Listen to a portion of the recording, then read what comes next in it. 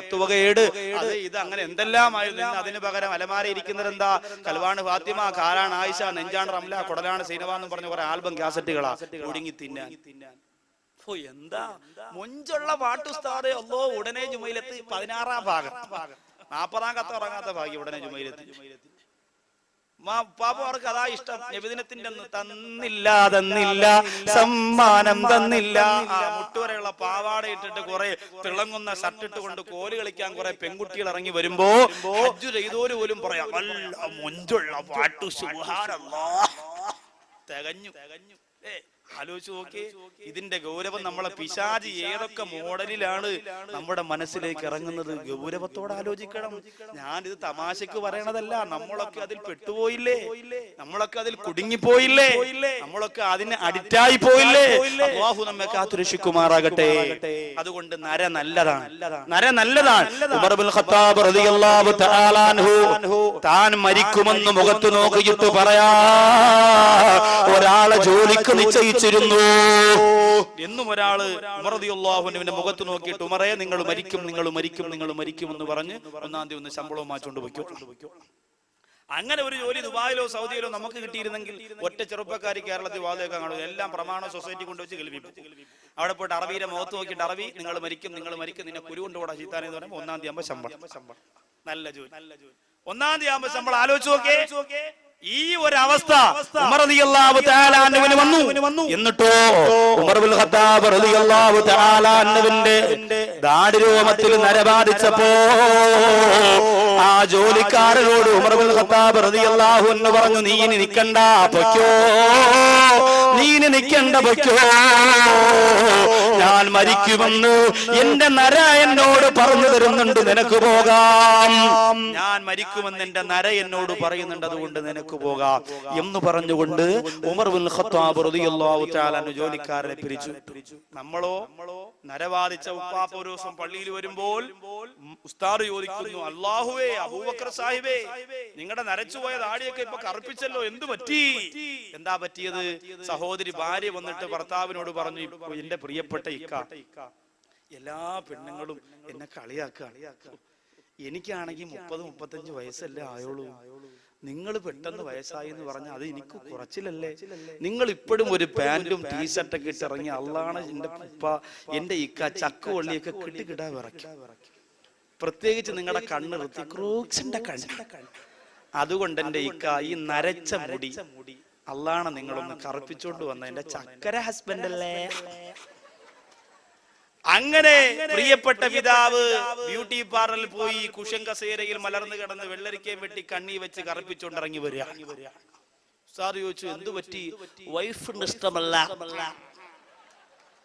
വൈഫിന് ഇഷ്ടമല്ലാത്തത് കൊണ്ട് ഞാൻ കറുപ്പിച്ചു. നാണമില്ലേ സഹോദരങ്ങളെ? നിക്കാഹിന് വെച്ചിരുന്ന ദാടി പോലും ഇത്തിരി പോന്ന ഒരു പെണ്ണ് മരിച്ച 3 മണ്ണിനോട് ചേർന്ന് പുഴുപ്പളിഞ്ഞു പോകുന്ന ഒരു പെണ്ണ് പറഞ്ഞതിന് വേണ്ടി കേട്ടോ ഇസ്ലാമിന്റെ ചിഹ്നത്തെ വടിച്ചു കളയുന്ന വിവരം കെട്ട ചെറുപ്പക്കാരാ, ആർക്കു വേണ്ടിയാണ് മോനെ പിന്നെ നീ ദുനിയാവിൽ ജീവിക്കുന്നത്? ആർക്കു വേണ്ടിയാണടാ? ഒരടയാളമെങ്കിലും നിന്റെ ശരീരത്ത് വേണ്ടേ? അതും ഈ പെണ്ണിന് വേണ്ടി. അവളെ വാക്ക് കേട്ടിട്ട് വടിച്ചു കളഞ്ഞില്ലേ? എന്തിനു കൊള്ളാം നമ്മെ? അല്ലാഹു കാക്കട്ടെ എന്റെ പ്രിയപ്പെട്ട സഹോദരങ്ങൾ. അതുകൊണ്ട് എന്റെ സഹോദരങ്ങളെ ഗൗരവത്തോടെ ചിന്തിച്ചോ. ഇന്ന് വെളുത്തതിനെ കറുപ്പാക്കാൻ ഇറങ്ങുന്ന മരുന്നുണ്ടല്ലോ, ആ മരുന്ന് തേച്ചാ നിന്റെ വുളു ശരിയാവൂല, നിന്റെ കുളി ശരിയാവൂല, നിന്റെ ഇബാദത്ത് പോലും അല്ലാഹു സ്വീകരിക്കൂല. പടച്ചോന് കാത്തുരക്ഷിക്കട്ടെ. പ്രിയമുള്ളവരെ, ഇതാണ് ഒന്നാമത്തെ ഞാൻ പറഞ്ഞു വിട്ട ഒന്നാമത്തെ ദൂതൻ. ഇതാണ്. രണ്ടാമത്തെ ആരാണ് എന്ന് യാക്കൂബ് നബി അലൈഹിസ്സലാം കണ്ണീരോട് അസ്രായിലിനോട് ചോദിക്കുമ്പോ അസ്രായിൽ അലൈഹിസ്സലാം പറയുന്നു, നബിയേ,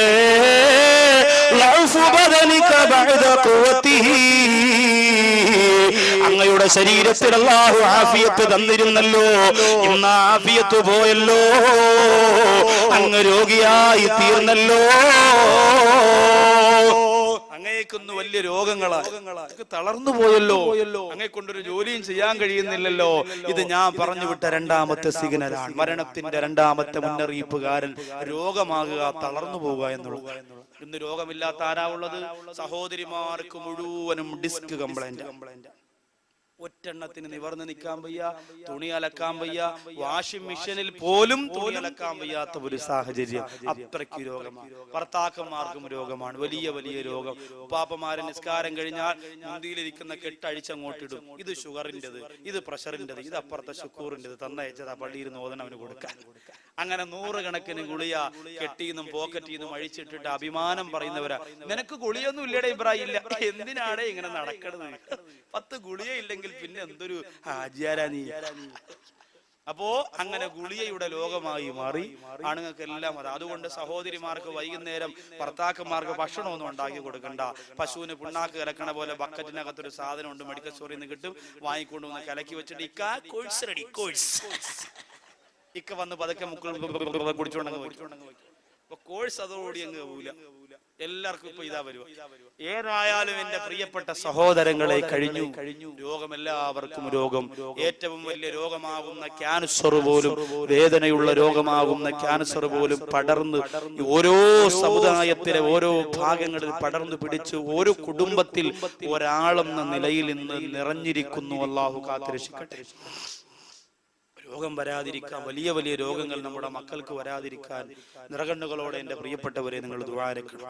മൂന്നാമത്തെ അടയാളം ഏതാണ് എന്ന് യാക്കൂബ് നബി അലൈഹിസ്സലാം ചോദിക്കുമ്പോൾ അസ്റായീൽ പറയുന്നു, ഇൻഹിനാഉ ജിസ്മിക ബഅദ ഇസ്തിഖാമതിഹി.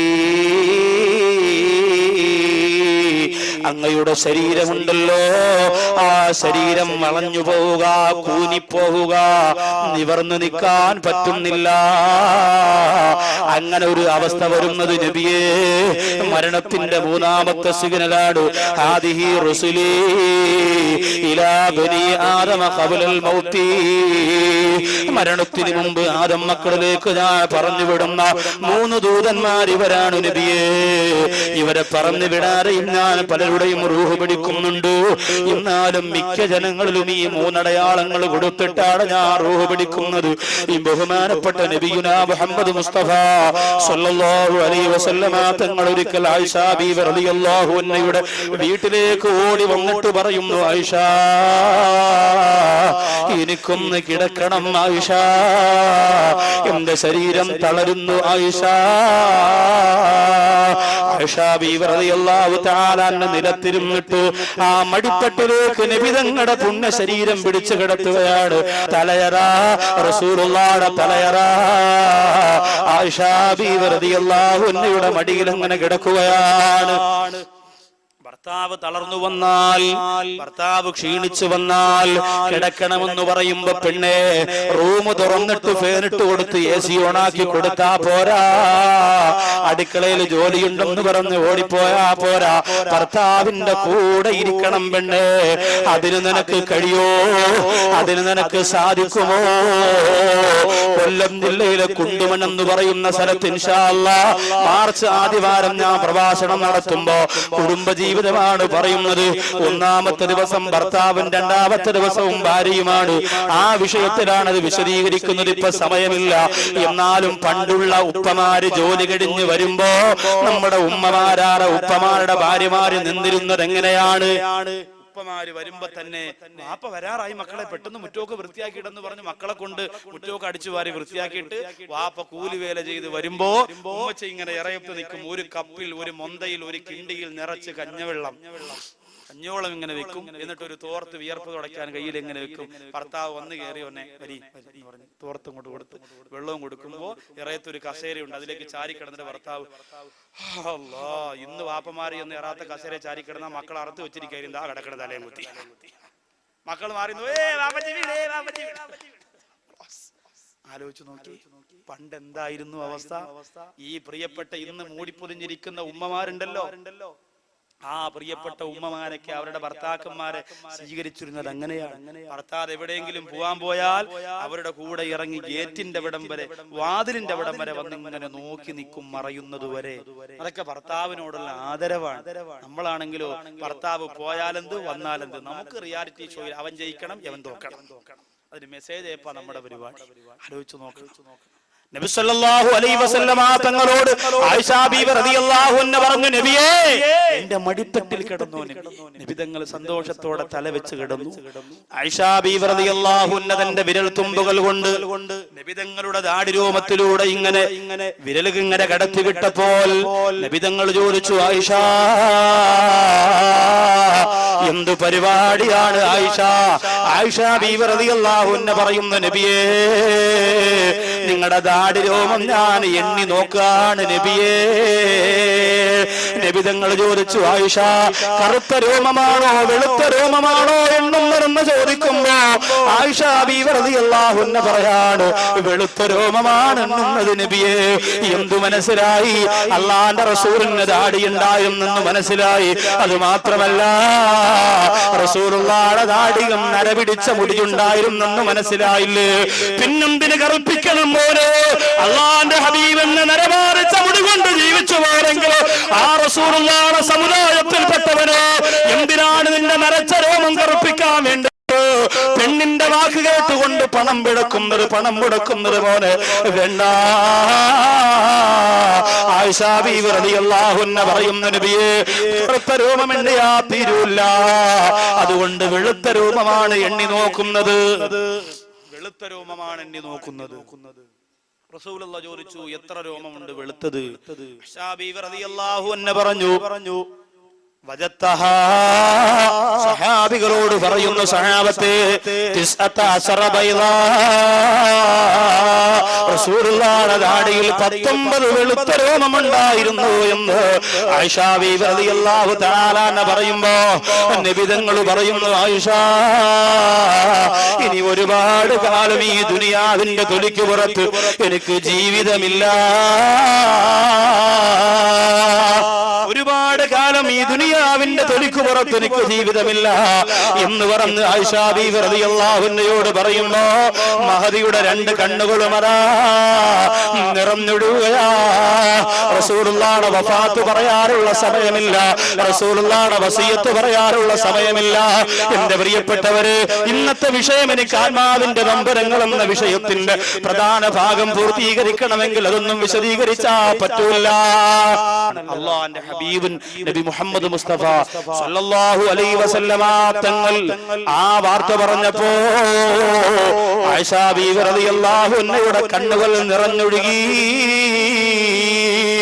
അല്ലാഹുവിന്റെ റസൂൽ പറയുന്നു, ആയിഷ എന്റെ മരണത്തെ കുറിച്ച് നീ അറിയണ്ട ആയിഷ, എന്റെ മരണത്തെ കുറിച്ച് നീ ചിന്തിക്കണ്ട. ലോകത്താര് മരിച്ചാലും ലോകത്താര് മരണപ്പെട്ടു പോയാലും ആയിഷ അവന്റെ റൂഹുണ്ടല്ലോ, 4ാമത്തെ മാസം ഉമ്മാടെ ഉദരത്തിനകത്ത് വെച്ച് അല്ലാഹു കൊടുത്ത റൂഹുണ്ടല്ലോ, ആ റൂഹ് അവന്റെ ശരീരത്തിൽ നിന്ന് പിരിഞ്ഞു പോകുമ്പോ 10 സ്ഥലങ്ങളിൽ 10 സമയങ്ങളിൽ ആ റൂഹ് വല്ലാതെ വേദനിക്കുന്നതാണ്, നൊമ്പരപ്പെടുന്നതാണ് എന്ന് അല്ലാഹുവിന്റെ ഹബീബ് നബി മുഹമ്മദ് മുസ്തഫ സല്ലല്ലാഹു അലൈഹി വസല്ലമ തങ്ങൾ പറഞ്ഞു കൊടുക്കുമ്പോ അതാ ആയിഷ ബീവി റളിയല്ലാഹു അൻഹ ചോദിക്കുന്നു, നബിയേ എവിടെയൊക്കെയാണ് മനുഷ്യ ശരീരത്തിൽ നിന്ന് ഊരിക്കൊണ്ടുപോകുന്ന റൂഹ് കരയുന്നത് നബിയേ, നൊമ്പരപ്പെടുന്നത് നബിയേ? അല്ലാഹുവിന്റെ ഹബീബ് പറയുന്നു, ആയിഷ ഒന്നാമത് എപ്പോഴാണ് റൂഹ് നിലവിളിക്കുന്നതെന്നറിയോ? നമ്മുടെ മരണപ്പെട്ടു പോകുമ്പോ ശരീരത്തിൽ നിന്ന് ഊരിയെടുക്കുന്ന റൂഹ് ഒന്നാമത് പൊട്ടിക്കരയുന്നത് എപ്പോഴെന്നറിയോ? നബി സല്ലല്ലാഹു അലൈഹി വസല്ലമ തങ്ങൾ പറയുന്നു, ഒരാൾ മരണപ്പെട്ടു പോയാൽ ആദ്യം നമ്മൾ എന്താ ചെയ്യുന്നത്? എന്റെ പ്രിയപ്പെട്ടവര്, ഈ ചക്കുവള്ളിയുടെ മജ്‌ലിസിൽ വെച്ച് ജാലങ്ങ് മരിച്ചു പോയാൽ അല്ലാഹു ദീനിന് വേണ്ടി ഒരുപാട് സ്റ്റേജുകൾ ഡേറ്റ് കൊടുത്തിരിക്കുകയാ. കഴിയുകയാണ്. മാസങ്ങളോളം ദിവസങ്ങളോളം എത്രയോ സ്ഥലങ്ങൾ ചെന്ന് വാത് പറയാമെന്ന് പറഞ്ഞ് ആരോഗ്യം കുറവാണെങ്കിലും കുറവല്ല.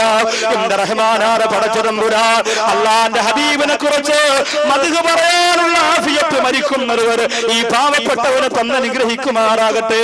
നിങ്ങൾ ദുആ ചെയ്യണേ, നിങ്ങൾ ദുആ ചെയ്യണേ. അള്ളാന്റെ റസൂലിനെ കച്ചവട കണ്ടോടുകൂടി കണ്ടുകൊണ്ട് എന്റെ പ്രിയപ്പെട്ടവര് ആ ഹബീബായ നബിതങ്ങള് നടുറോട്ടിലിട്ട് ചവിട്ടി തേച്ചുകൊണ്ടിരിക്കുന്ന സമുദായത്തിന് മുന്നിൽ അള്ളാന്റെ ഹബീബ് ആരാണെന്ന് പറയാൻ സംഘടനാ പക്ഷപാതിത്വമില്ലാതെ മനസ്സു തുറന്നു പറയാൻ കൊതിയുള്ളവനാണ് ഞാൻ. അതുകൊണ്ട് മരിക്കുന്നവര് അത് പറയാനുള്ള ആഫിയത്തിന് വേണ്ടി നിങ്ങൾ ദുആ ചെയ്യണേ എന്റെ പ്രിയപ്പെട്ടവരെ. ഈ സ്റ്റേജിലെങ്ങ് മരിച്ചു പോരാൽ എന്താ നിങ്ങൾ ആദ്യം ചെയ്യുക? പെട്ടെന്ന് വന്നിട്ട് കണ്ണങ്ങോട്ട് തിരുമിയടയ്ക്കുന്ന കൈകാലുകളൊക്കെ മടക്കുകയും നോക്കുകയും ചെയ്യുന്നു. എന്നിട്ടോ നിങ്ങൾ ചെയ്യുന്ന പ്രധാനപ്പെട്ട കാര്യമെന്താ? എന്റെ വസ്ത്രം അഴിച്ചു മാറ്റലല്ലേ, എന്റെ വസ്ത്രമൂരി മാറ്റലല്ലേ.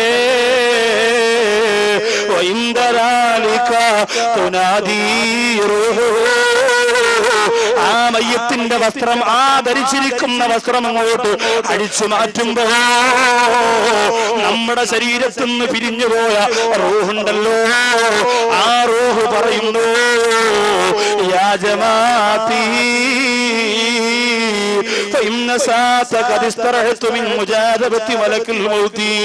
അസ്റായീൽ റൂഹ് പിടിച്ചതിന്റെ വേദന തീർന്നതേ ഉള്ളൂ. അതുകൊണ്ട് പതുക്കെ വലിച്ചൂരി എടുക്കണേ. നിങ്ങൾ ആ വസ്ത്രം അഴിച്ചെടുക്കുമ്പോ, ആ ശരീരം കുലുങ്ങുമ്പോ ആ ശരീരത്തിന്റെ വേദന ഉണ്ടാകുന്നുണ്ട്. അതുകൊണ്ട് നിങ്ങളൊന്ന് പതുക്കെ ഡ്രസ് വലിച്ചൂരണേ എന്ന് നമ്മുടെ റൂഹ് മാറി നിന്നുകൊണ്ട് പറയുമ്പോ എന്റെ സഹോദരിമാരെ, മുഖ്ലിസീങ്ങളായ മുത്തഖീങ്ങളായ അല്ലാഹനെ പേടിച്ച് ജീവിക്കുന്നവര് വന്ന് നമ്മുടെ ഡ്രസ് മാറ്റട്ടെ. ഭാര്യ ഡ്രസ് മാറുമ്പോ റൂമിന്റെ അകത്ത് ഭർത്താവ് നിന്നാൽ ആ ഭർത്താവിനോട് പോലും പറയാറുണ്ട്, ഇക്ക ഒന്ന് മാറി നിൽക്കണം, ഒന്ന് മാറി നിൽക്കണം ഇക്ക, ഞാൻ ഈ ഡ്രസ് ഒന്ന് മാറിക്കോട്ടെ. കാരണം നമുക്ക് ലജ്ജയെന്ന് പറയുന്ന സംഭവമുണ്ടല്ലോ, വിധങ്ങളുടെ സമുദായത്തിന് ആവശ്യമുള്ളതാണത്. അല്ലാഹു നമുക്ക് നിർബന്ധമായും തന്നനുഗ്രഹിക്കട്ടെ. നമ്മൾ ഒരു റൂമിന്റെ അകത്ത് 3 കൂട്ടുകാരാണ് താമസിക്കുന്നതെങ്കിലോ നമ്മൾ ഡ്രസ് മാറുമ്പോ കൂട്ടുകാരൻ കാണാതെ വാതിലിന്റെ മറവിലോ റൂമിന്റെ മൂലയ്ക്കോ മാറും ലജ്ജയല്ലേ. എന്നാ നീയൊന്നും മരിച്ചു കിടക്കുമ്പോ നിന്റെ അനുവാദമില്ല മരിക്കുമ്പോ നിങ്ങളുടെ ജുബ്ബ അടിക്കട്ടെ എന്ന് ഒരു അനുവാദം ചോദിക്കാൻ നിൽക്കാറ്. എന്റെ ജുബ്ബയുടെ ബട്ടൺ സഹിക്കൂലേ, എന്റെ തൊപ്പിയൂരൂലേ. ആ സമയത്താണ് എന്റെ റൂഹിന് വല്ലാത്ത വേദന ഉണ്ടാകുന്നത്. ആയിഷാ ബീവി റളിയല്ലാഹു അൻഹയോട് നബി തങ്ങൾ പറയുമ്പോ, എന്റെ പ്രിയപ്പെട്ട സഹോദരിമാരെ, ആത്മഹത്യ ചെയ്തവരുടെ വസ്ത്രമഴിക്കുന്നതാരാ? മോർച്ചറിയിൽ വെക്കേണ്ടി അവസ്ഥ വരുന്നവരുടെ വസ്ത്രമഴിക്കുന്നതാരാ? വാഹനാപകടത്തിൽപ്പെട്ട് നടുറോട്ടിൽ പിടഞ്ഞു മരിക്കുന്നവർ മെഡിക്കൽ കോളേജിലേക്ക് കൊണ്ടുപോയി പോസ്റ്റ്മോർട്ടം ചെയ്യാൻ വിധിക്കപ്പെട്ടാൽ അവരുടെ വസ്ത്രമഴിക്കുന്നതാരാ? തിരുവനന്തപുരം മെഡിക്കൽ കോളേജിൽ 6 മയ്യത്തുകളുടെ വസ്ത്രം അടിച്ചു മാറ്റുന്നത് കണ്ടവനാ ഞാൻ. എത്രയോ ജനങ്ങൾ അവിടെ നിൽക്കുകയാണ്. അന്യപുരുഷന്മാരും അന്യ സ്ത്രീകളും എല്ലാം ഉണ്ടല്ലോ. പോലീസുകാര് കത്രിക കൊണ്ടുവന്നിട്ടല്ലേ മോനെ നിന്റെ പാന്റ് അടിച്ചു മാറ്റുന്നത്, മോളെ നിന്റെ ചുരിദാറ് വെട്ടി മാറ്റുന്നത്. അല്ലാഹു കാത്തു രക്ഷിക്കട്ടെ.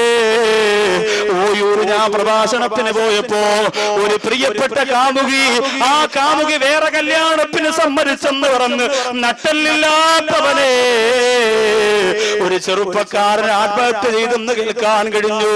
അല്ലാഹു നമ്മുടെ സമുദായത്തിലെ ചെറുപ്പക്കാരെ കാത്തുരക്ഷിക്കട്ടെ. എന്തിനാണ് മോനെ ഒരു നിമിഷത്തെ സുഖത്തിന് വേണ്ടി അല്ലാഹു കനിഞ്ഞരുളിയ മനോഹരമായ ശരീരത്തെ കൊണ്ടുപോയി എന്തിനാണ് മോനെ നീ കൊലയ്ക്ക് കൊടുക്കുന്നത്? എത്ര മയ്യത്താണ് പോസ്റ്റ്മോർട്ടം ചെയ്തത്? എത്ര മയ്യത്താ മോർച്ചറിയിൽ നിന്നും നാഥനില്ലാതെ കിടക്കുന്നത്? അല്ലാഹു അങ്ങനെയുള്ള അവസ്ഥയെ തൊട്ട് എന്നെയും നിങ്ങളെയും കാത്തുരക്ഷിക്കട്ടെ. എന്റെ പ്രിയപ്പെട്ടവരെ, 5 മാസം മുമ്പ് ദുബായിൽ ഒരു പ്രിയപ്പെട്ട സഹോദരൻ മരണപ്പെട്ടു. അതേ ജോലി ചെയ്തിരുന്ന സ്ഥലത്ത് നിന്ന് ചാടി വന്നിട്ട്, കഫീലിന്റെ അടുത്ത് നിന്ന് ചാടി വന്നിട്ട്, ആരുമില്ലാതെ ഒറ്റപ്പെട്ട് ജീവിച്ച സഹോദരന് നെഞ്ചുവേദന വന്ന് മരണപ്പെട്ടു. ആർക്കും അറിയാൻ വയ്യ, കൊണ്ടുവരാൻ ആളില്ല, ബന്ധുക്കളില്ല, നാട്ടുകാരില്ല. 5 മാസമാണ് മോർച്ചറിക്കകത്ത് സൂക്ഷിച്ചിരുന്നത്. എന്റെ പ്രിയപ്പെട്ടവരെ, നാദാപുരത്തുള്ള ഇസ്മായിരുന്ന സഹോദരൻ അതറിയാൻ ഇടവന്നപ്പോ, തിരുവനന്തപുരത്തുകാരനാണ് മരിച്ചതെന്ന് മനസ്സിലായപ്പോ, അവിടെയുള്ള ഉസ്താദിന് എനിക്ക് പരിചയമുണ്ടല്ലോ എന്ന് പറഞ്ഞുകൊണ്ട് എന്റെ നമ്പറിലേക്ക് വിളിച്ചിട്ട് പറഞ്ഞു, ഉസ്താദേ, എങ്ങനെയെങ്കിലും ഏതെങ്കിലും ഒരു ഇമെയിൽ ഐ ഡി പറഞ്ഞു തന്നാൽ ആ സഹോദരന്റെ പാസ്പോർട്ടിന്റെ കോപ്പി എത്തിച്ചു തരാ. അങ്ങനെ അന്ന് ഞാൻ പ്രസംഗത്തിന് പോറെ മൂവാറ്റുപുഴ സഹാരി ലോഡ്ജിന്റെ ആ ഇമെയിൽ ഐ ഡി പറഞ്ഞു കൊടുത്തു. അതിലേക്ക് ആ സഹോദരനാ പാസ്പോർട്ടിന്റെ കോപ്പി അയച്ചു. സുബ്ഹാനല്ലാഹ്, നെടുമങ്ങാട് ഊരൂട്ടമ്പലം എന്ന് പറയുന്ന സ്ഥലത്ത് വാടകയ്ക്ക് താമസിക്കുന്ന ചെറിയ വീട്ടിന്റെ അകത്തൊരു ഉമ്മയും മോളുമാണ്. ഈ ഉമ്മാടെ ഭർത്താവാ, ഈ മോളെ ഉപ്പച്ചിയാണ് മരിച്ചുപോയത്. അന്ന് ഒഴിച്ചാ വീട്ടിൽ ചെന്നപ്പോ വിവരം തിരക്കിയപ്പോ ഒരാള് വീട്ടിൽ നിന്ന് ഇറങ്ങിപ്പോയി. ആരാടെ പോയെന്ന് ചോദിച്ചപ്പോ ആ സഹോദരി പറയുന്നു, ഉസ്താദേ, വാടക കൊടുത്തിട്ട് 3-4 മാസമായി എന്റെ ഭർത്താവ് പൈസ അയക്കുന്നില്ല, എന്റെ ഭർത്താവ് പണമയക്കുന്നില്ല, മോളെ പഠിത്തം മുടങ്ങി നിൽക്കാണ്, 1 രൂപ അയച്ചിട്ട് 7 മാസത്തിൽ കൂടുതലാ എന്നൊക്കെ പൊട്ടിക്കരന്നുകൊണ്ട് പറയുമ്പോ, നിങ്ങളുടെ ഭർത്താവ് 5 മാസമായി മരിച്ചുപോയി എന്ന് പറയാ. എന്റെ പ്രിയപ്പെട്ടവരെ, എങ്ങനെ കഴിയും പെണ്ണേ? അല്ലാഹു എപ്പോഴാണ് മരണം കൊണ്ടുവരുന്നതെന്ന് പറയാൻ പറ്റൂല. എപ്പോഴാണ് നമ്മുടെ മക്കളും നമ്മുടെ ഭർത്താവും മരിക്കുന്നതെന്ന് പറയാൻ പറ്റൂല. അവസാനം ആ ഉമ്മാടെയും പ്രിയപ്പെട്ട മോളുടെയും സമ്മതപത്രം എഴുതി വാങ്ങിച്ചിട്ടാണ് ദുബായിൽ ആ പ്രിയപ്പെട്ട സഹോദരന് 5 മാസത്തിന് ശേഷം കബറടക്കി പോയത് എങ്കിൽ അല്ലാഹു നമ്മെ കാത്തുരക്ഷിക്കട്ടെ. അത്തരമൊരവസ്ഥയിൽ മരിക്കുന്നതിനെ തൊട്ട് റഹ്മാനായ പടച്ചതമ്പുരാൻ നമ്മയും നമ്മുടെ കുടുംബത്തെയും കാത്തുരക്ഷിക്കട്ടെ. ഇപ്പോഴും കാത്തിരിക്കുന്ന സഹോദരിമാരില്ലേ, 1 മാസമായി ഉസ്താദേ ഒരു വിവരവുമില്ല, 2 മാസമായി ഉസ്താദേ ഒരു വിവരവുമില്ല. അല്ലാഹു അങ്ങനെ കാത്തിരിക്കുന്നവരുടെ പ്രതീക്ഷ അല്ലാഹു പൂവണിയിപ്പിച്ചു കൊടുക്കട്ടെ. അവരെ കരയിപ്പിക്കാതിരിക്കട്ടെ, അവരെ വേദനിപ്പിക്കാതിരിക്കട്ടെ. കാരണം വിദേശ രാജ്യത്തോടെ ഭർത്താവ് ഒറ്റപ്പെട്ട് വർഷങ്ങളായി കഴിയുമ്പോ തന്റെ ഭാര്യയെ കാണാറ്, മക്കളെ കാണാറ്, നെഞ്ചിടിപ്പോടെ നൊമ്പരത്തോടെ കഴിയുമ്പോ അവര് വരുന്നതൊരു സന്തോഷമല്ലേ? അതുകൊണ്ട് മറക്കല്ല പെണ്ണേ, വിദേശ രാജ്യത്ത് നിന്ന് വന്ന് കൂട്ടുകാരന്റെ ഭർത്താവയ്ക്കും നമ്മ നാണയപ്പെട്ടുകൊണ്ട് പണം കൊണ്ട് ഈ ദുനിയാവിന്റെ തൊലിക്ക് പുറത്തടിച്ചു പൊളിച്ചു ജീവിക്കുന്ന പെണ്ണേ, ആ ഭർത്താവിന് അപകടം അടുത്തിരിക്കുന്ന മറക്കല്ലേ. നിന്റെ ആഡംബരം കൊണ്ട് ഭർത്താവാണ് നശിച്ചു പോകുന്നത് മറക്കല്ലേ. അതുകൊണ്ട് ആ ഭർത്താവിന് വേണ്ടി ദുആ ചെയ്യണേ, അല്ലാഹുവിനെ അനുസരിക്കണേ. അതുകൊണ്ട് ആദ്യമായിട്ട് റൂഹ് നിലവിളിക്കുന്നത് നമ്മുടെ വസ്ത്രം അടിച്ചു മാറ്റുമ്പോഴാണ്. സമയമില്ല, വിശദീകരിക്കുന്നില്ല. രണ്ടാമത് എപ്പോഴാണെന്ന് നബിതങ്ങളോട് ചോദിക്കുമ്പോ എപ്പോഴാണെന്നറിയോ രണ്ടാമത് നിലവിളിക്കുന്നത്? ആ മയ്യത്തിനെ വെള്ളത്തുണി കൊണ്ട് മൂടി അങ്ങ് കിടത്തി കഴിഞ്ഞാൽ പിന്നെ രണ്ടാമത് പറയുന്നതെന്താ? പെട്ടെന്ന് വരണേ, പള്ളിയിൽ ഖബർ വെട്ട് ശരിയായിരിക്കുകയാണ്, അതുകൊണ്ട് കുളിപ്പിക്കാനുള്ള നേരമായെന്ന് പറയുമ്പോ, കുളിപ്പിക്കാനുള്ള സമയമായെന്ന് പറയുമ്പോ സുബ്ഹാനല്ലാഹ്, ഒരാള് തലയുടെ ഭാഗത്ത് പിടിക്കുന്നു. ഇന്നലെ വരെ ഈ ചക്കുവള്ളിയുടെ പരിസരത്ത് എത്ര അത്യാഗ്രഹത്തോടെ, ആഡംബരത്തോടെ, അഹങ്കാരത്തോടെ നെഞ്ചു വിരിച്ച് നടന്നവരാണടാ നീ. ഇന്ന് 2 പേര് തലയിൽ പിടിക്കുന്നു, 2 പേര് നടുവിൽ പിടിക്കുന്നു, 2 പേര് കാലിൽ പിടിക്കുന്നു.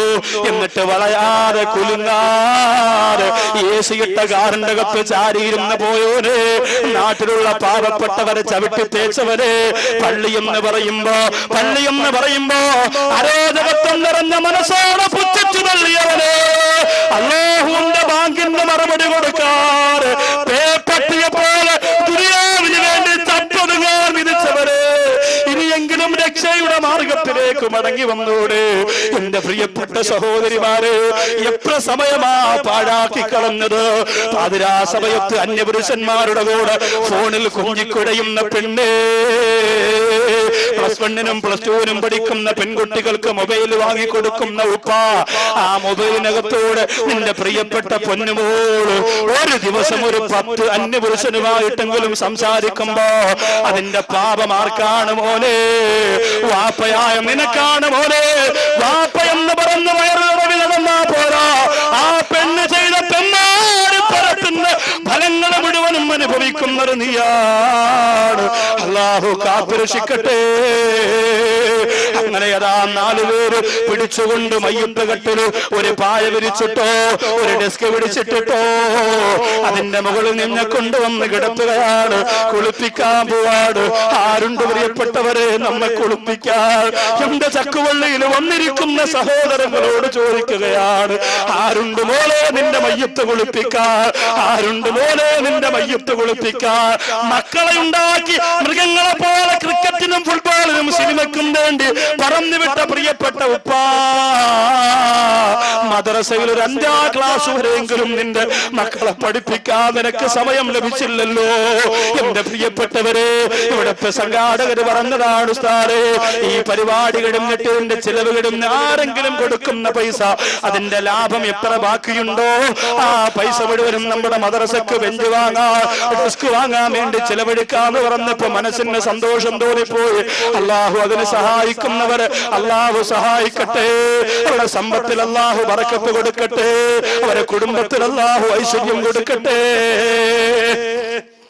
ചോദിക്കാണ് സഹോദരിമാരെ, എത്ര പേരുണ്ട് നിങ്ങളുടെ മയ്യത്ത് ഒളിപ്പിക്കാൻ?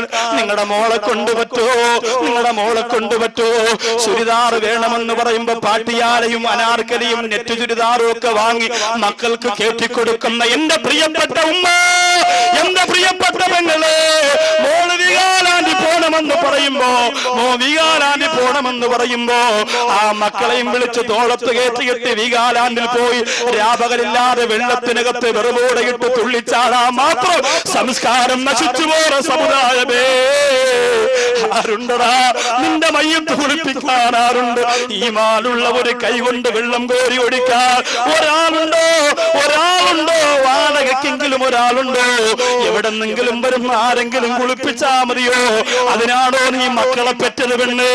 അതിനാണോ അവർക്ക് മുലപ്പാല് കൊടുത്തതുമ്മ? അതിനാണോ അവർക്ക് വേണ്ടി ഉറക്കമെടുത്തതുമ്മ? അതിനാണോ അവർക്ക് വേണ്ടി കഷ്ടപ്പെട്ടതുമ്മ?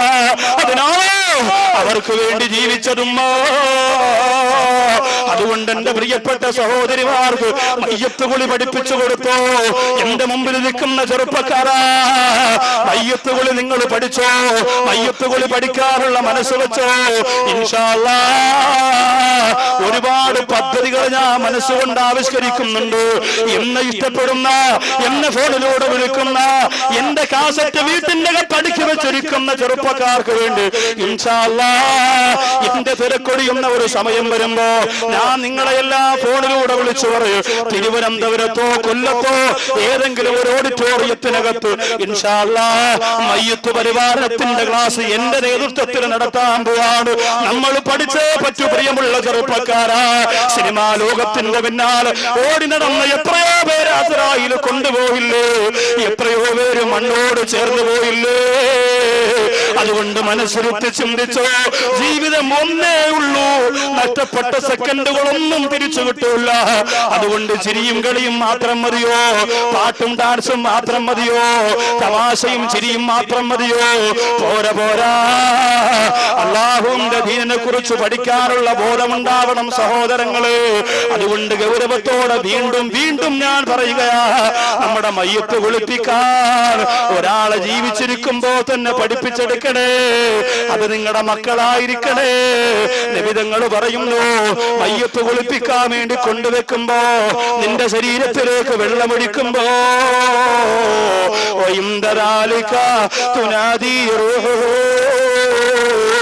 ആ സമയത്താണ് റൂഹ് വിളിച്ചു പറയുന്നത്. എന്താ വിളിച്ചു പറയുന്നതെന്നറിയോ? ജസദീ മുഹ്തരിക്കും ബിഖുറൂജി റൂഹി, റൂഹൂരിയെടുത്തത് കൊണ്ട്, റൂഹ് പുറപ്പെട്ടത് കൊണ്ട് എന്റെ ശരീരത്തിന്റെ അകം മുഴുവനും മുറിഞ്ഞിരിക്കുകയാണ്, കരിഞ്ഞിരിക്കുകയാണ്. അതുകൊണ്ട് നിങ്ങൾ വെള്ളം പതുക്കെ ഒഴിക്കണേ, വെള്ളം നിങ്ങൾ പതുക്കെ ഒഴിക്കണേ. പോസ്റ്റ്മോർട്ടം ചെയ്ത മയ്യത്തിനെ കുളിപ്പിക്കുന്ന രംഗം നിങ്ങൾ ചിന്തിച്ചിട്ടുണ്ടോ? അല്ലാഹു നമ്മെ കാത്ത് രക്ഷിക്കുമാറാകട്ടെ. എന്റെ പ്രിയപ്പെട്ടവരെ, 6 മക്കൾ സ്കൂളിൽ പോയ, പ്ലേ സ്കൂളിൽ പോയ 6 മക്കൾ തിരുവനന്തപുരത്തിന്റെ ഹൃദയഭാഗത്ത് സ്കൂൾ വാഹനം മറിഞ്ഞ് വീണ് മരിച്ചു പോയപ്പോ 6 മക്കളെ പോസ്റ്റ്മോർട്ടം ചെയ്തില്ലേ? 4.5 വയസ്സുള്ള കുഞ്ഞ് ഉമ്മാടെ കവളത്ത് ചുംബനം തന്നിട്ട് ഉമ്മച്ചി പോട്ടെ എന്ന് പറഞ്ഞ് ടാറ്റാ പറഞ്ഞ് വേഗം തൂക്കിയിട്ട് വാട്ടർ ബോട്ടിലും കയ്യിൽ വെച്ചുകൊണ്ട് ഇക്കാരോടും അനുജത്തിയോടും അനുജരോടും സലാം പറഞ്ഞിട്ട് പോകുന്ന പ്രിയപ്പെട്ട പൊന്നുമോൾ, അതുപോലെ പൊന്നുമോൾ 6 പേര്, 6 പ്രിയപ്പെട്ട മക്കള്, 4 വയസ്സും 4.5 വയസ്സും 5 വയസ്സുമുള്ള മക്കള്, മക്കളെ സ്നേഹിക്കുന്ന ഉമ്മ, മക്കളെ ജീവനക്കാർ ഇഷ്ടപ്പെടുന്ന പ്രിയപ്പെട്ട സഹോദരങ്ങള് പോസ്റ്റ്മോർട്ടം ചെയ്തു വെച്ച് ഒരു വാപ്പാന്റെ മുമ്പിൽ 4 വയസ്സുകാരനെ കൊണ്ടുവെക്കുന്ന രംഗത്തെ കുറിച്ച് നിങ്ങളൊന്ന് ചിന്തിച്ചേ. അല്ലാഹു കാത്തുരക്ഷിക്കട്ടെ. നമ്മുടെ അരുമ മക്കളെ നമ്മൾ ചെല്ലുമ്പോ വാപ്പാന്ന് പറഞ്ഞ് തോളത്ത് കയറി ചുംബനം തരുന്ന നമ്മുടെ മക്കളെ, ഉമ്മാന്ന് പറഞ്ഞ് മാറത്തുനിന്ന് മാറാതെ വാരിപ്പിടരുന്ന നമ്മുടെ മക്കളെ തല വെട്ടി കീറിയിട്ട് നെഞ്ചു വെട്ടി കീറിയിട്ട് മുമ്പ് കൊണ്ടുവെക്കുന്ന രംഗത്തെ തൊട്ട് റഹ്മാനായ പടച്ചതമ്പുരാ നമ്മെ കാത്തുരക്ഷിക്കട്ടെ. അതുകൊണ്ട് ചിരിച്ചു കളിച്ച് രസിച്ചുകൊണ്ട് നടന്നാ പോരാ. മൊബൈലിന്റെ അകത്തുള്ള ബ്ലൂ ഫിലിം എല്ലാം ഡിലീറ്റ് ചെയ്ത് കളഞ്ഞിട്ട് വേണം എന്റെ പ്രിയപ്പെട്ട ചെറുപ്പക്കാരാ ഈ സരസീന്ന് പോകാൻ. നിങ്ങളെല്ലാവരും വൃത്തികെട്ടവരാണെന്നല്ല ഞാൻ ഈ പറഞ്ഞതിന്റെ അർത്ഥം. യുവത്വമല്ലേ, രക്തത്തിളപ്പുള്ള പ്രായമല്ലേ, ഒരുപാട് കൂട്ടുകാരുമായി ബന്ധപ്പെടുന്നവരല്ലേ. അതുകൊണ്ട് അറിയാതെ പടർന്നുകൊണ്ട് ആ രോഗം നിങ്ങളിലും വരുമല്ലോ. മോനെ, ഈ സരസ് അല്ലാഹു തന്നതാണ്, ഈ മജ്‌ലിസ് റബ്ബ് തന്നതാണ്. ഈ സരസിലിരുന്നു കൊണ്ട് കരഞ്ഞുകൊണ്ട് ദുആ ചെയ്തോ. ക്യാൻസർ തരില്ല അല്ലാ, ട്യൂമർ തരില്ല അല്ലാ, അപകട മരണം തരില്ല അല്ലാ, പോസ്റ്റ്മോർട്ടം ചെയ്യുന്ന രീതിയിൽ മരിപ്പിക്കല്ല അല്ലാ. ഇതൊക്കെ വരാനൊരു സെക്കൻഡ് വേണ്ട മോനെ, ഇതൊക്കെ പിടിപെടാനൊരു സെക്കൻഡ് വേണ്ട മോളെ. രണ്ടാമത് റൂഹ് നിലവിളിക്കുന്നത് വെള്ളമൊഴിക്കുമ്പോഴാണ്. മൂന്നാമത് എപ്പോഴാണ് ചോദിക്കുമ്പോ അല്ലാഹുവിന്റെ ഹബീബ് പറയുന്നു, ആയിഷ കുളിപ്പിച്ചുകൊണ്ടിരിക്കുമ്പോ ആ മയ്യത്തിനെ ഉളവെടുപ്പിക്കുമല്ലോ, ചരിച്ചു കിടത്തുമല്ലോ, മുതുക് തേച്ചു കൊടുക്കുമല്ലോ. ആ സമയത്തതാ റൂഹ് വിളിച്ചു പറയുന്നു. എന്താ പറയുന്നതെന്നറിയോ? ഇന്ന ജസദീ മജ്റൂഹും ബിഖുറൂജി റൂഹ്, എന്റെ ശരീരത്തിന്റെ പുറഭാഗം മുഴുവനും മുറിഞ്ഞു പോയിരിക്കുന്നു. അതുകൊണ്ട് എന്റെ ശരീരത്തെ വേദനിപ്പിക്കല്ലേ, എന്റെ ശരീരത്തെ പതുക്കെ പിടിക്കണേ, പതുക്കെ തേച്ചു കൊടുക്കണേ. ഷവറിന്റെ കത്ത് പാട്ടുപാടി കുളിച്ച പ്രിയപ്പെട്ട ചെറുപ്പക്കാരാ, പുഴയിലൂടെ നീന്തി കുളിച്ച പ്രിയപ്പെട്ട ചെറുപ്പക്കാരാ, മണിക്കൂറുകളോളം കൂട്ടുകാരുമൊത്ത് ചോഴിയക്കോട് കുളത്തൂപ്പുഴ തണുപ്പുള്ള ആറിൽ പോയി മുങ്ങിക്കുളിച്ച പ്രിയപ്പെട്ട കൂട്ടുകാരാ, വീഗാലാൻഡിന്റെ കടപ്പുറത്ത് വീഗാലാൻഡിന്റെ കൃത്രിമ കടലിന്റെ കത്ത് കയറി വരാൻ മനസ്സില്ലാതെ നീന്തിക്കുളിച്ച പ്രിയപ്പെട്ട കൂട്ടുകാരാ, മോരെ നിന്റെ ശരീരത്തിലേക്ക് നിന്റെ ബന്ധുക്കൾ വെള്ളമൊഴിക്കുന്നു. നിന്റെ നഖപ്പിനടിയിലുള്ള അഴുക്ക് പോലും അവരതാ ഇളക്കി മാറ്റുന്നു. ഇനി 4മതെപ്പോഴാ കരയുന്നതെന്നറിയോ? അതാണ് മനസ്സ് തളർന്നു പോകുന്ന കരച്ചിലും. റൂഹിന്റെ 4മത്തെ കരച്ചിലെപ്പോഴാ? അതാ മയ്യത്ത് കുളിപ്പിച്ച് കിടന്ന് വീടിന്റെ ഉമ്മറത്തേക്ക് കൊണ്ടുവരുമ്പോ ഹാളിന്റെ ഭാഗത്ത് പായ വിരിച്ചിട്ട് അതാ കഫൻ തുണി തയ്യാറാക്കുന്നു, അത്തുറു കുടയുന്നു, പഞ്ഞി ഒരുക്കുന്നു. സുബ്ഹാനല്ലാഹ്, ആ മയ്യത്തിനെ പഴയതുപോലെ വളയാറെ കുലുങ്ങാറെ ചുമന്നു കൊണ്ടുവരുന്നു. ആ കഫൻ പുടവയുടെ മുകളിലേക്ക് വെക്കുമ്പോൾ പിന്നെ സമയമില്ലല്ലോ. ഇന്ന് മുതൽ പിന്നെ ജീവിക്കാനുള്ള പള്ളിക്കാടിലേക്ക് പോകണമല്ലോ. അതിനുവേണ്ടി ഒരുങ്ങിയിരിക്കുന്ന ആ മയ്യത്തിനെ പൊതിയുകയാണ്. അത്ര കുടഞ്ഞ് പഞ്ഞി വെച്ചുകൊണ്ടരാ കഫൻ തുണിയുടെ ഒന്നാമത്തെ തുണി എടുക്കുന്നു, മറുതുണി കൊണ്ട് ചുറ്റുന്നു. അടുത്ത തുണി എടുക്കുന്നു, മറുതുണി കൊണ്ട് ചുറ്റുന്നു. അങ്ങനെ ചുറ്റിയിട്ടരാ ആ മയ്യത്തിന്റെ കാലിന്റെ ഭാഗം കെട്ടുമ്പോ ആ മയ്യത്തിന്റെ റൂഹ് പറയുന്നു, യാ ഹിബായി, എന്നെ ഇഷ്ടപ്പെടുന്നവര്, എന്നെ സ്നേഹിക്കുന്നവര്, എന്റെ മയ്യത്ത് പരിപാലനത്തിന് വേണ്ടി വന്നവര്, ലാ തശുദ്ധ കഫന റഅസി, എന്റെ തലയുടെ ഭാഗം കെട്ടല്ലേ. എന്റെ കാല് കെട്ടിയതുപോലെ പെട്ടെന്ന് എന്റെ തലയുടെ ഭാഗം കെട്ടല്ലേ. ഹത്താ അറാ വജ്ഹ അഹ്ലി,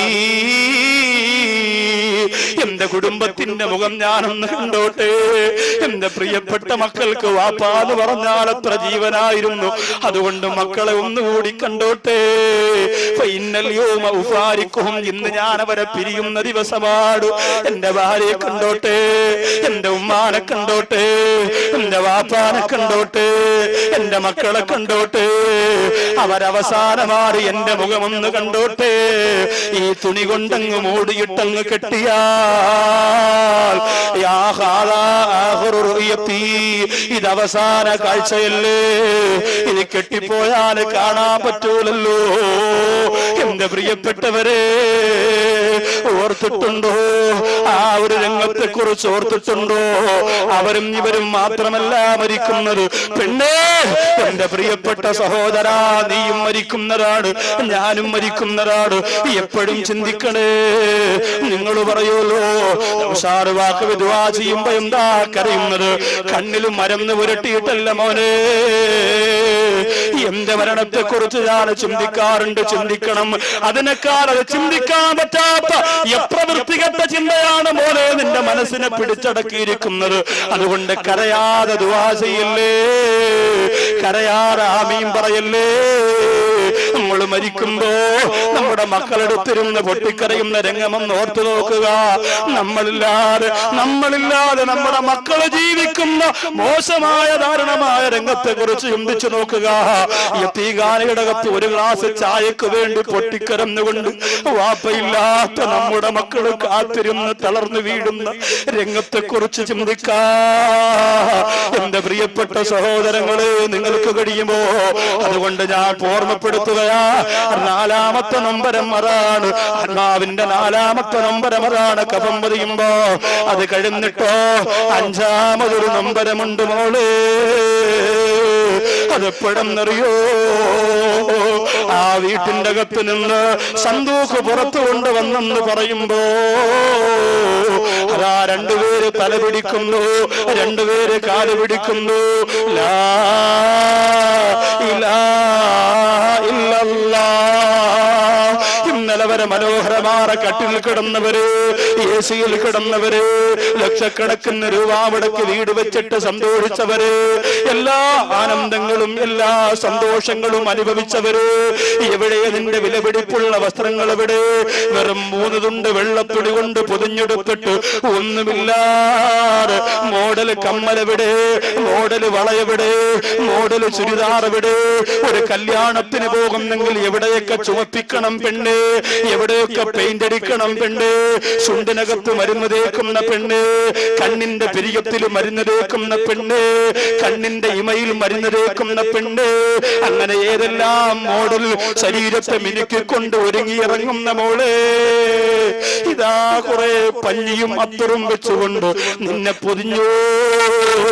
അങ്ങനെ പൊതിഞ്ഞുകൊണ്ട് പുറത്തിറങ്ങുമ്പോ 5ാമതാറോ പറയുന്നതെന്തെന്നറിയോ?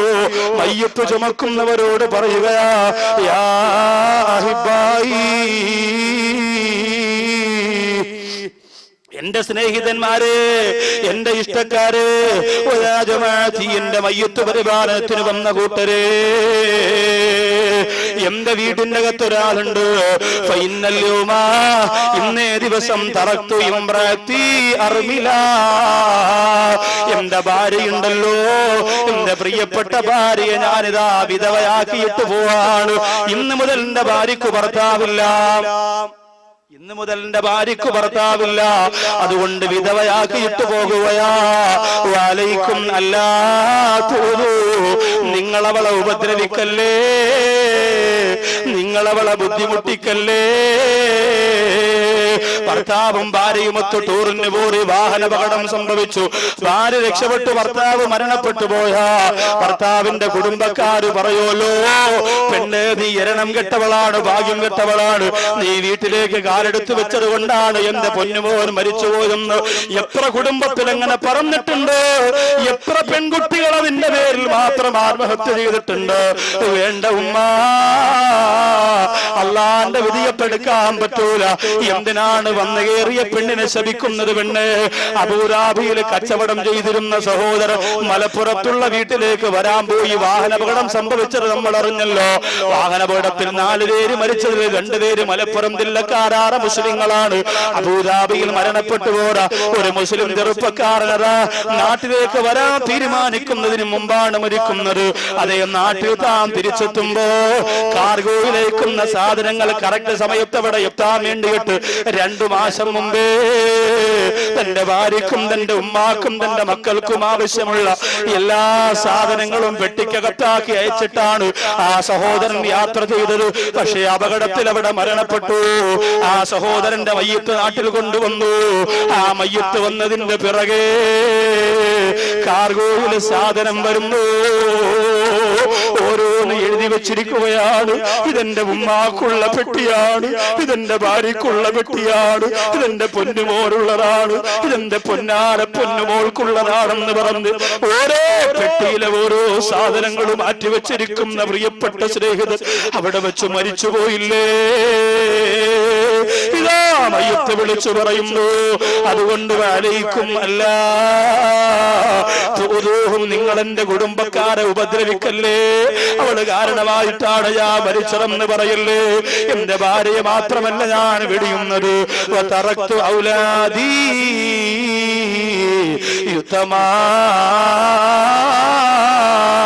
എന്റെ മക്കള്, എന്റെ പ്രിയപ്പെട്ട മക്കള്, എന്നെ സ്നേഹിക്കുന്ന മക്കള്, ഉപ്പിച്ചാന്ന് വിളിച്ച് എന്റെ കൂടെ ഓടി വന്ന മക്കള്, ഞാൻ ജോലി കഴിഞ്ഞ് വീട്ടിൽ ചെല്ലുമ്പോ ഉപ്പിച്ചാന്ന് പറഞ്ഞ് തോളത്ത് കയറി ചുംബനം തരുന്ന എന്റെ മക്കള്, ആ മക്കളെ കണ്ട് കൊതി തീർന്നിട്ടില്ല. ആ മക്കൾക്ക് മുത്തം കൊടുത്ത് ആഗ്രഹം തീർന്നിട്ടില്ല.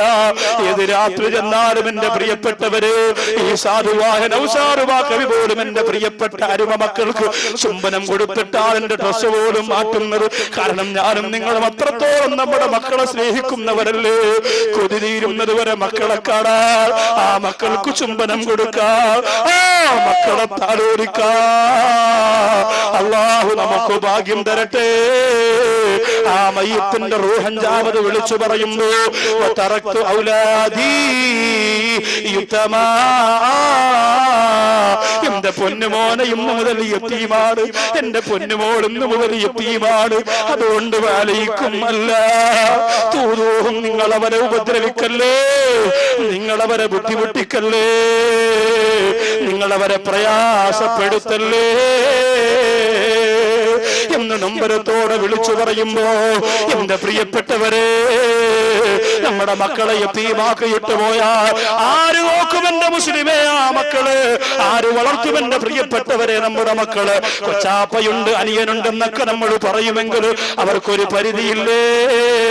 അത് കഴിഞ്ഞ നമ്മുടെ മക്കള് ഭക്ഷണം കിട്ടാതെ നടുറോട്ടിൽ വലിച്ചെറിയപ്പെട്ടാൽ നമ്മുടെ കുടുംബത്തിന്റെ പ്രിയപ്പെട്ട മക്കൾ ആർക്കും വേണ്ടാറ് യതീംഖാനയുടെ വിറകുപെരയിലേക്ക് മാറ്റപ്പെടുമ്പോ അല്ലാഹു കാത്തുരക്ഷിക്കട്ടെ. അതുകൊണ്ട് ഇഖ്ലാസോടുകൂടി ഒരു ദുആയും ഒരു സൂറത്തും നിങ്ങൾക്ക് പഠിപ്പിച്ചു തരാൻ പോവാണ്.